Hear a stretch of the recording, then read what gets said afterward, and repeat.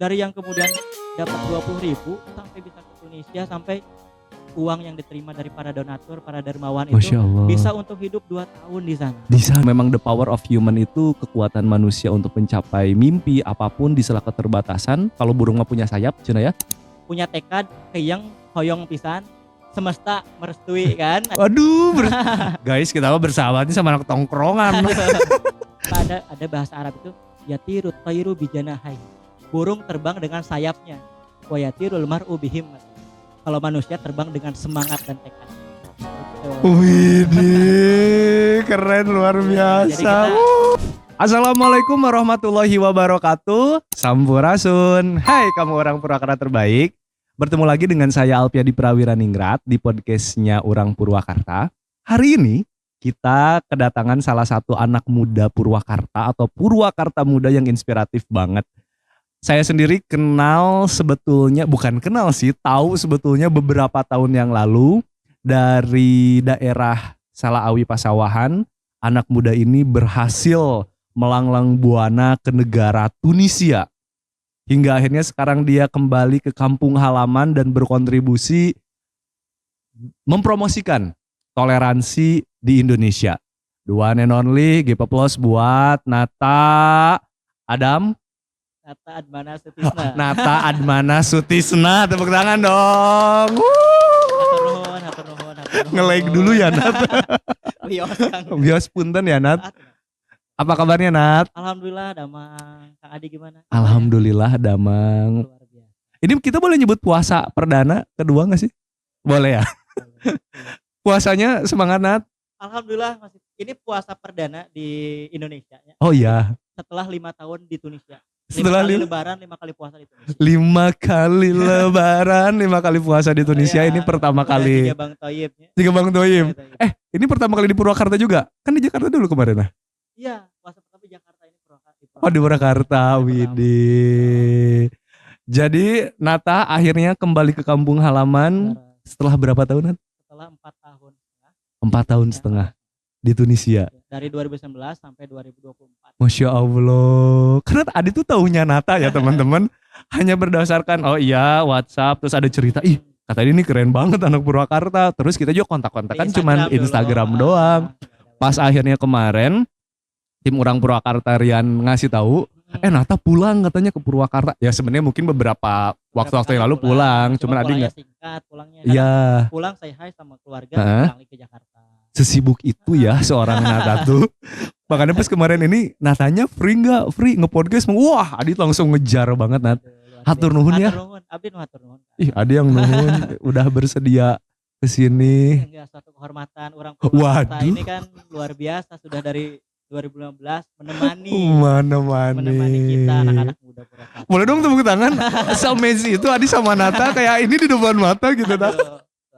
Nat, kita bakal ngebahas tentang Nata dari seorang Nata, si anak Salaawi Pasawahan, terus akhirnya ke Tunisia sampai kesibukannya sekarang. Asli Pasawahan? Asli lahir di Salaawi Pasawahan, Kampung Parapatan, RT 17 RW 08, Desa Salaawi, Kecamatan Pasawahan. Widih, ini mah asli orang Purwakarta ya? Asli, real orang Purwakarta. Orang tua juga sama Pasawahan? Orang Purwakarta. Ibu Purwakarta. Ibu Purwakarta. Bapak Banten. Oh Bapak Banten. Tapi kan dua-duanya Sunda. Sunda, ya Sunda Empire kita mah. Nah, Sunda. Iya benar. Nah, berarti dulu sekolah SD, SMP? Dari mulai TK di Salaawi, SD Negeri 1 Salaawi, MTS Negeri Purwakarta, pesantrennya di Pesantren Tarbiyah Islamiyah MTS Purwakarta juga. Oh jadi sempat pesantren. Iya, jadi di MTS Purwakarta itu bukan cuma sekolah, tapi sambil pesantren. Sambil pesantren. Ya, di Ma'had Tarbiyah Islamiyah MTS di Purwakarta. Oh alah. Jadi itu pesantren yang didirikan oleh MTS. Nata kecil, itu teh gimana nih? Sebelum kita bercerita Nata sekarang, tadi sebenarnya sempat ngobrol ya, Adi kayak, oh Masya Allah nih amazed banget gitu sama perjalanan Nata. Tapi orang kan pengen tahu seorang Nata waktu kecil teh kumaha lalakonna gitu. Karena bungsu di keluarga, jadi 4 bersaudara, bungsu. Ya sahur si mamah si bapaknya, ogoane bungsunya. Ogoan bungsu. Tapi dalam dunia akademik memang backgroundnya itu dulu lingkungan pesantren di Lingkungan kampung. pesantren. Jadi pasti setiap sekolah siang nih sampai siang sampai duhurnya. Jam 1 siang sekolah agama. Sekolah agamanya di tempatnya Agugun Gumilar, pasti tahu kan? Kang Gugun. Kang Gugun, kebanggaan Purwakarta. Kebanggaan Purwakarta banget itu mah. Kakak aku banget. Terus Iya bener. Mentor kita semua itu mah semuanya. itu. Jadi di umur 3 tahun Hmm. sudah sekolah agama di Sekolah tempatnya agama. Agugun. Di tempatnya Agugun. Iya, di Selaawi di Hmm. situ kan belajar Al-Qur'an, bahasa Arab, bahasa Inggris. Mm-mm. Jadi memang lingkungannya cukup akademik. Akademik. Sorenya ngaji. Mm-mm. Ya di kampung aya di Selaawi di Parapatannya ada Pengajian, kobong. pengajian, pesantren ngaji. Jadi memang sejak kecil disibukkan dengan kehidupan akademik, intelektual, baik yang sifatnya formal ya di sekolah, tapi juga yang non formal di pesantren ya ilmu-ilmu agama, ngaji Quran, bahasa Arab, kitab dan lain-lain. Jadi memang tumbuh yang alhamdulillah ya bersyukur di lingkungan yang memang mendorong untuk kita terus belajar. Henteu ngaji teh dicepret gitu. Bener. Iya dan dulu mah ya. Ada di sapunyere geuningan. Laras sareng dugi ka kelas genep SD abdi teh gaduh HP. Jadi emang dulu mah sejarang itu enggak sih punya HP teh? Enggak punya HP dulu, iya. Kok anak sekarang mah asa enggak punya HP teh, asa enggak gaul teh geuningan. Enggak ada kehidupan. Enggak ada kehidupan. Padahal dulu sangat-sangat hidupnya kita. Sangat hidup main gitu bola, main gambar, main panggal, bablasonan. Seseru itu. Iya. Nah, jadi emang hidup di lingkungan yang memang akademik banget lah ya dan gak jauh dari agama. Tapi kalau orang tua itu support sama-sama. Orang tua support ya. Orang tua sangat-sangat support ya. Apapun jadi abdi tidak pernah merasa diintervensi ya dalam memilih sesuatu yang disukai gitu ya. Jadi orang tua sangat-sangat support. Ngedenger cerita nih Nat, katanya waktu kecil teh Nata teh sering ngebantuin ibu berjualan keliling kampung. Ya. Oh iya. Ya, jadi ibu tuh bahkan dari sebelum abdi lahir ya, ibu tuh memang tukang jualan nasi uduk. Ibu Nata teh. Nasi uduk. Jadi dari kecil dari abis sebelum lahir memang jualan nasi uduk. Sampai kemudian lahir itu ibu masih jualan nasi sampai sekarang. Sampai sekarang. Jadi ibu itu dulu kalau Nata sekolah nih suka keliling kampung, muter lah ya. Bawa gembolan nasi uduk, ayam, sayur, Nah, Nata kan pulang sekolah misalnya jam 12. Suka nanya ke ibu-ibu di kampung, Mama di mana? Mama di mana? Bilim namanya, Bilim di mana? Oh, dia itu di Selaawi. Papi itu kejar, ditemani, didampingi sampai keliling-keliling desa, memastikan ibu baik-baik aja gitu lah. Jadi merasa kayak pengen ibu capek kan keliling, hoyong maturan gitu. Kadang kalau lagi kosong ya ikut temenin ke sana kemari gitu. Sama Nata itu tadi temenin. Bener. Bahkan waktu abdi ceritanya TK abdi juara 1 di kelas. Lagi di panggung nih pegang piala. Ibu mah lagi muter jualan itu ke kelas-kelas kan banyak ibu-ibu ya lagi samen kan. Banyak ibu-ibu. Itu cenah budak Bilim di panggung juara hiji cenah. Ibuna masih ngaladangan. Ya, kehidupannya. Tapi memang luar biasa banget ya. Sosok ibu ini teh bagi seorang Nata. Alhamdulillah. Itu lucu sih. Kita lagi juara, tiba-tiba orang tua bukan tiba-tiba orang tuanya masih anteng-anteng aja. Jalan keliling kan banyak ibu-ibu kan lagi acara samen kelas gitu. Ya Allah, hebat banget sih. Ini memang luar biasa banget, Nat. Nah, Nat, dari seorang Nata yang tadi di Selaawi, bagaimana akhirnya bisa nyampe ke negara Tunisia? Dan kenapa sih Tunisia? Sebetulnya karena memang abis sejak dimulai dari SMP. Pas di MTS Purwakarta gitu, di pesantren di sini di Purwakarta itu udah punya impian pengen kuliah ke luar negeri. Tapi yang berbahasa Arab karena basicnya dari kecil kan bahasa Arab di pesantren ngaji kitab sampai di MTS Purwakarta di pesantren Tarbiyah Islamiyah di situ kan belajar bahasa Arab kan. Jadi udah punya impian. Cuma dulu impiannya tuh ke Madinah, ke Mesir, ke Maroko, Tunisia tuh gak tahu di mana gitu kan, di belah mana Cibatu ya Indonesia gitu kan, gak tahu Kang. Akhirnya ya udah lanjut ke MA Negeri 1 Tasikmalaya, Man Sukamana. Pesantrennya di Sukahideng di Tasikmalaya. Oh jadi ngerantau dari SMP tuh dari MTS tuh ke Tasik dulu. Nah di Tasik mulai tuh makin berkobar-kobar lah impian pengen kuliah ke luar negeri itu, cari-cari sempat daftar ke Turki. Cuma karena di pesantren itu gak boleh bawa HP dan gak boleh bawa laptop, apply ke beasiswa ke Turki di warnet. Warnetnya nge-lag jadinya gak apply itu. Gara-gara koneksi dan lain-lain, ngerti lah tenaonnya gitu kan di warnet. Akhirnya Turki enggak. Tapi lulus lah di MAN 1 Tasikmalaya di Sukahideng dulu bulan April 2019. 2019.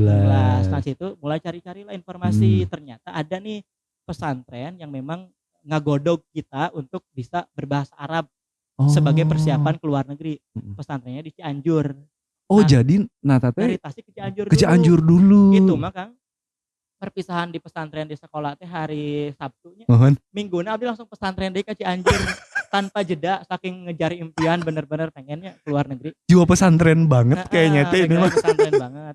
Pulang teh ke rumah ke Purwakarta, nyimpen barang, mah besok kita ke Cianjur. Pesantren lagi. Nah, pesantren Cianjur kan sekitar 3 bulan. 3 bulan tuh belajar bahasa Arab sambil tes juga ke Mesir. Cuma ke Mesir gak lolos. Akhirnya ada tuh Tunisia.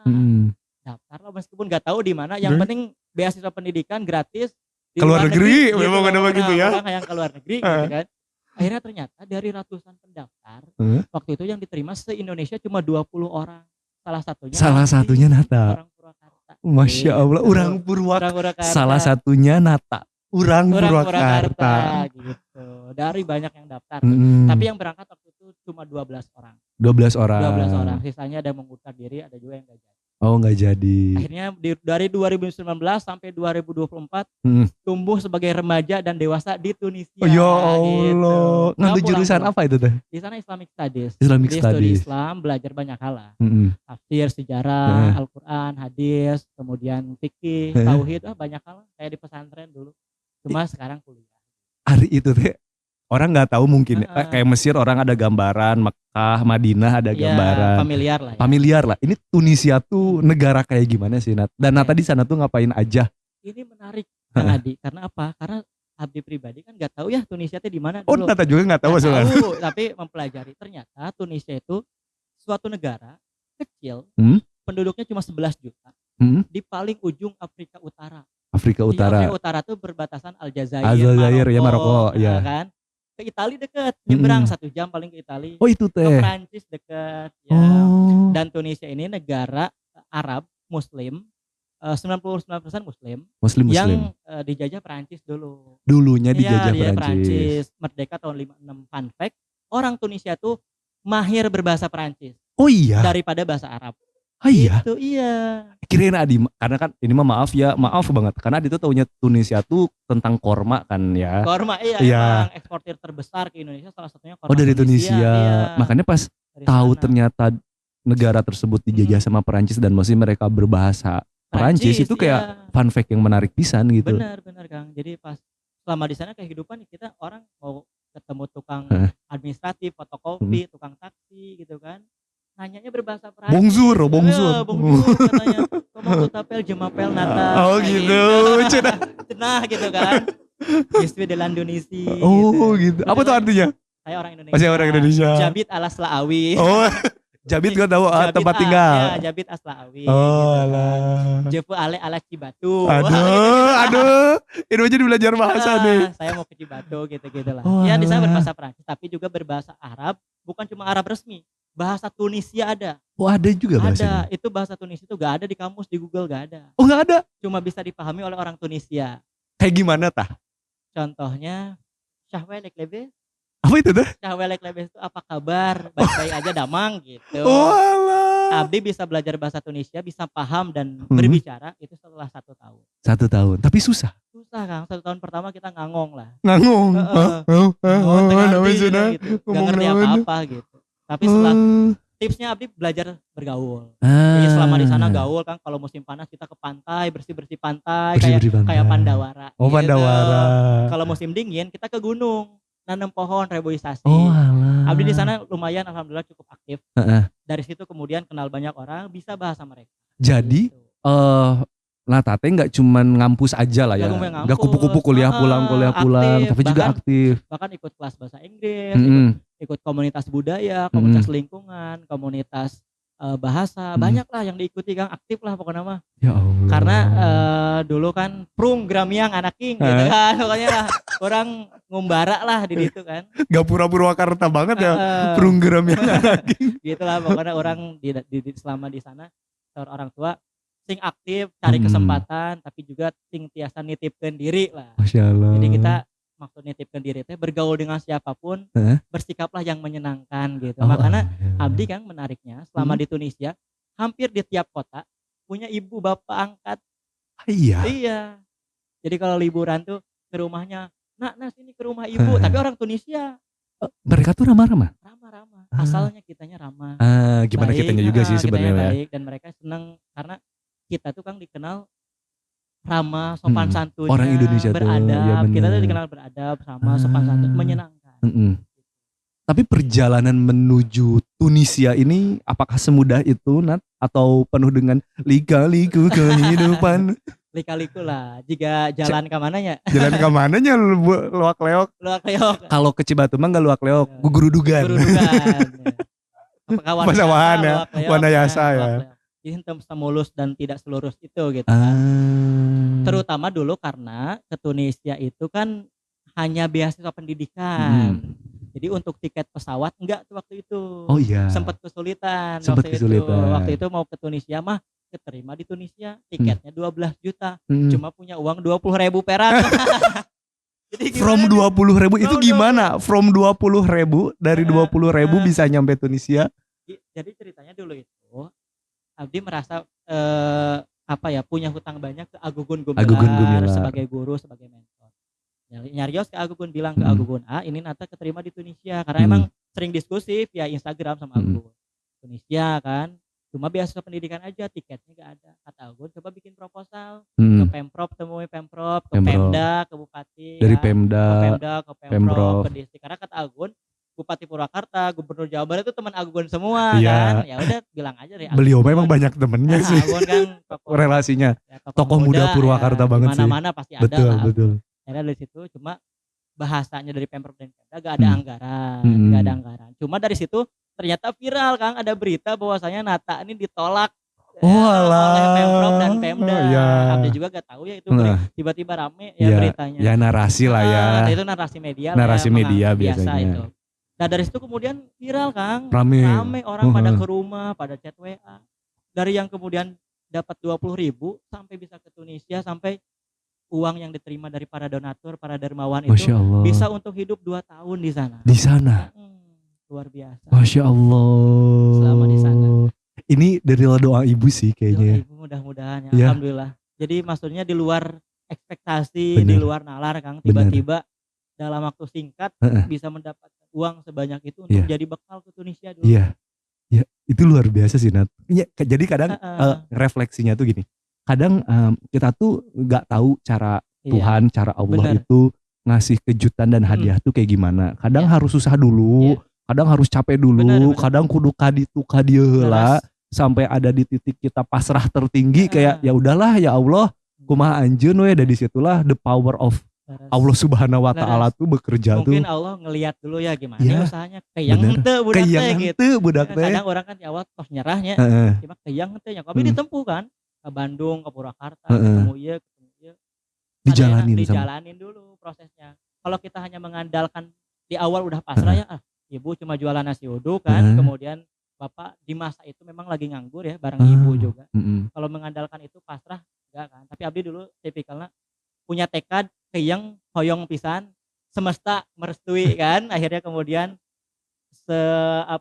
seluruh dunia dan istrinya membantu bondong-bondong mengantarkan Nat kita. Aslinya ini merinding pisan. Alhamdulillah luar biasa pisan.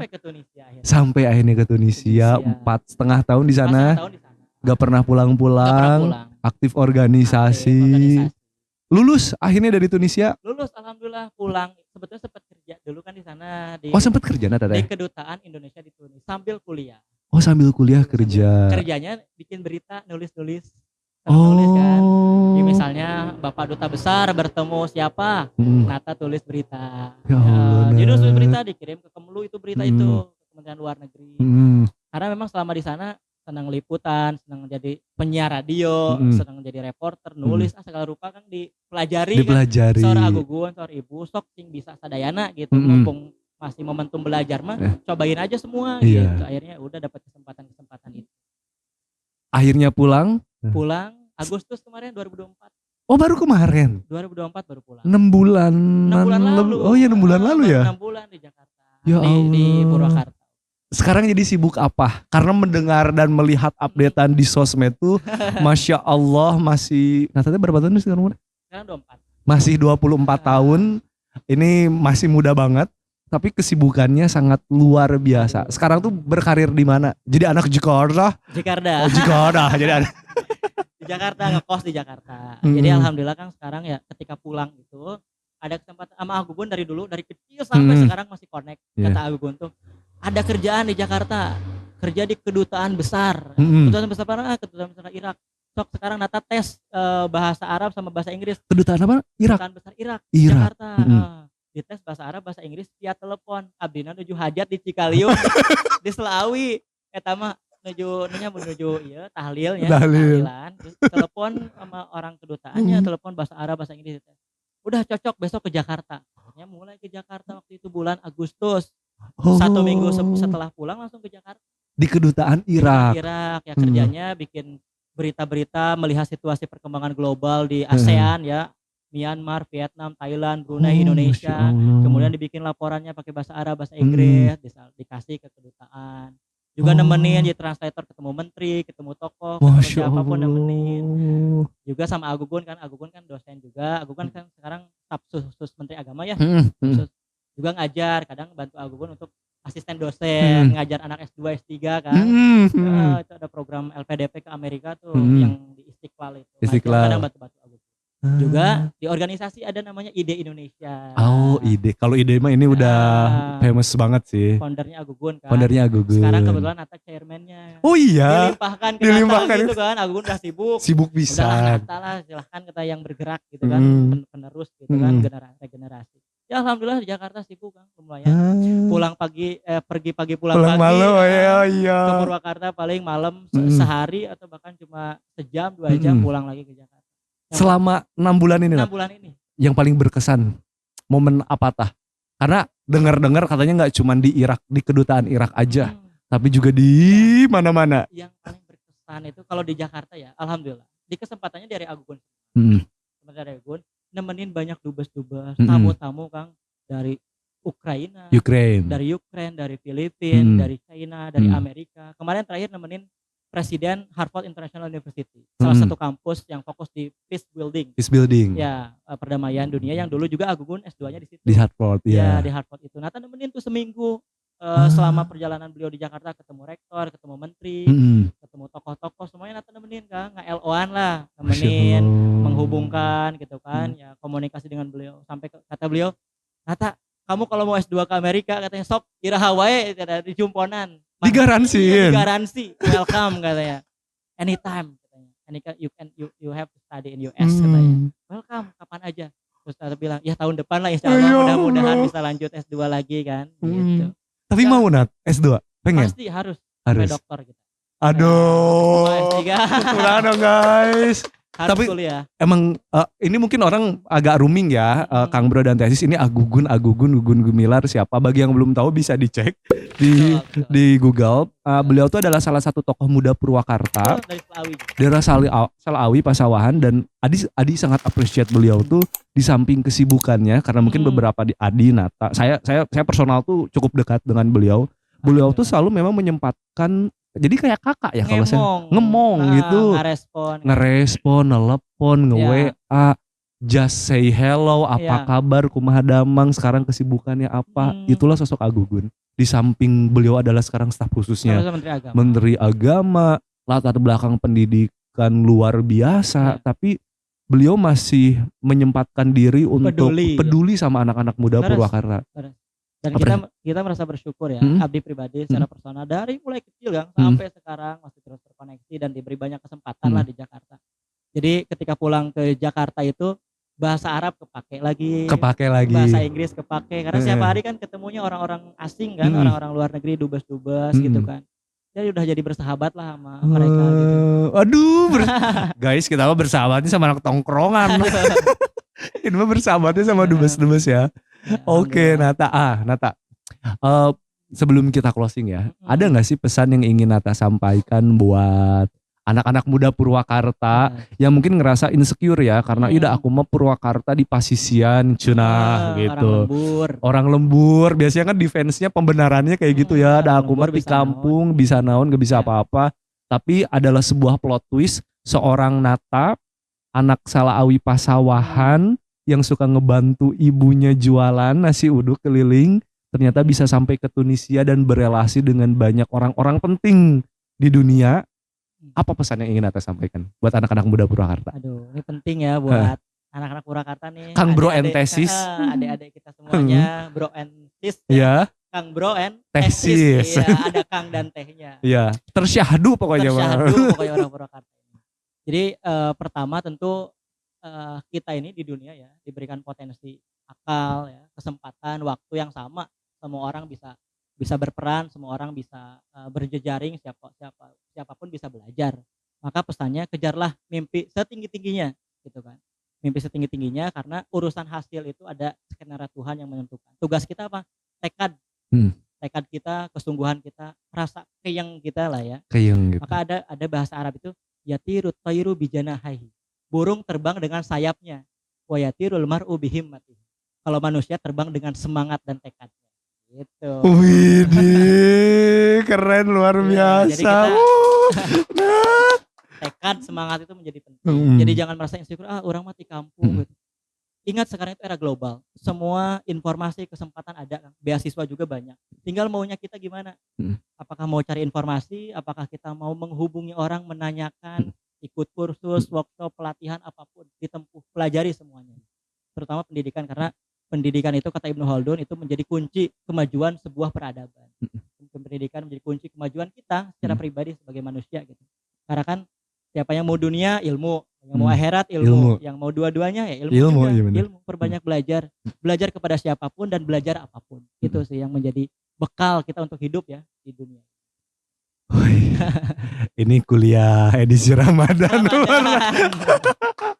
Karena ilmu mah mau berat dibawa kemana-mana. Iya benar. Kita mau rambutan sakarung berat ya. Bawa sate marangi dong ya berat. Belum ngagebaranana kan. Peuyeum berat. Simping juga walaupun tipis juga berat ya. Tapi ilmu bisa. Masya Allah. Kita bisa berperan dimanapun karena mutiara itu kan meskipun di lumpur terendah ya tetap mutiara dan berharga. Iya benar. Iya amazed banget sama Nata. Wow luar biasa ini speechless. Nat boleh gak satu lagi ya? Kalau misalnya Nata yang lain, Nata nih sebagai Nata yang lain melihat Nata hari ini, apa yang ingin Nata sampaikan? Agak berat ini benar. Iya, Nata yang lain ngelihat Nata yang sekarang. Seorang Nata melihat Nata hari ini, apa yang ingin Nata sampaikan? Teruslah berproses. Ya, karena hidup ini pun proses ya. Hidup ini proses, hidup ini perjuangan, hidup ini perjalanan. Maka tempuh prosesnya. Tapi tetap di awal kita harus tetap punya visi agar kita tetap tahu tujuan mana yang akan kita tuju. Jangan sampai kita gak punya gambaran, gak punya tujuan, akhirnya kita kabawa sekaba-kaba ya bahasa Belandanya mah. Tapi yang penting kita terus berproses, jalani prosesnya, terus belajar kepada siapapun dan jadilah orang yang terbuka, inklusif. Jangan sampai kita pilih-pilih orang mah yang babaturan ngisi unggul. Bergaul dengan siapapun. Karena momentum masa muda, masa emas, kamu umur 20 sampai 30 tahun, itu masa-masa yang harus kita pertaruhkan. 10 tahun ini nih, 20 sampai 30 tahun, itu momen di mana kita akan menyesal ketika tidak memberikan yang terbaik di momen emas ini. Jadi lakukan yang terbaik. Do your best. And then ya kita bisa menempuh visi, tujuan dan cita-cita yang kita inginkan. Wow. Nah, tadi ya ngeliatin Nata ngomong, itu kayak ngeliat Agugun lah. Berproses lah. Berproses ya. Kata Agun tuh proses. Iya. Agun tuh selalu bilang gini, untuk ukuran anak muda ya, kata Agun nih, jangan lihat materi, jangan lihat money-nya. Saya ikut ini dapat berapa nih, kerja ini dapat berapa. Yang penting itu ambil kepercayaan orang lain. Karena kepercayaan orang lain mahal, lebih dari segalanya. Maka untuk mendapat kepercayaan orang lain itu, kita harus terus belajar, memberikan yang terbaik. Maka mau jadi fotografer yang terbaik. Harus selalu merasa pengen jadi yang terbaik dalam posisi dan kapasitas kita. Pengen jadi tukang sate terbaik. Jadi tukang nasi uduk terbaik gitu. Jadi podcaster, host, influencer, jadi influencer terbaik. di akademik jadi yang terbaik. Iya. Jadi orang Purwakarta, Ya, orang Purwakarta terbaik. gitu. Karena kan kata Nabi khairunas angka'um linnas. Sebaik-baik manusia yang bisa memberi manfaat ke orang gitu. Itu penting. Itulah kultum hari ini. Ramadan banget. Ya. Ramadan banget edisinya. Oke Nata, sebenarnya masih pengen ngobrol banyak, Ya, cuman durasi editor dan produser ya. Ini bisa sampai maghrib ini. Iya harus sampai maghrib. Mungkin nanti ada sesi Nata kedua ya, bareng sama Agugun. Agugun harus hadir ini mah ya. Kalau ada waktunya pas lagi pulang kampung. Nata nuhun pisan atas waktunya. Udah bersedia di sela-sela kesibukan di sat-sat antara Selawi dan Cibatu. Nuhun pisan. Dan buat teman-teman ini menarik banget. Ada 2 poin sih yang saya dapat dari Nata. Words terakhirnya itu deep kalau menurut saya. Bahwa memang the power of human itu kekuatan manusia untuk mencapai mimpi apapun di sela keterbatasan. Kalau burung mah punya sayap, cina ya. Kalau kita mah punya tekad dan semangat. Karena itulah dasar penggerak kita sebagai individu, sebagai manusia. Tanpa tekad dan semangat ya kalau kata bahasa Sundanya mah kabawa sakaba-kaba. Dan yang kedua ini yang menarik karena kalau misalnya tadi Islam mengajarkan sebaik-baiknya manusia adalah mereka yang bermanfaat, pun Sunda pun mengajarkan bahwa jalma nang tungku elmuna dampal ngampar ku amalna, bahwa nggak cuman pintar secara akademik, nggak cuman relasi yang tinggi luar biasa, tapi juga kebermanfaatan kepada sesama manusia di lingkungan terkecil misalnya, itu juga menjadi poin yang sangat penting sebagai manusia yang bisa bermanfaat kepada sesama. Terakhir nggak ya? Belum lah, ntar ada podcast lagi. Saya mengucapkan terima kasih untuk teman-teman semuanya. Jangan lupa like, comment, and subscribe. Dan stay tune terus di Purwakarta Muda Bicara. Hatur nuhun Bang Nata.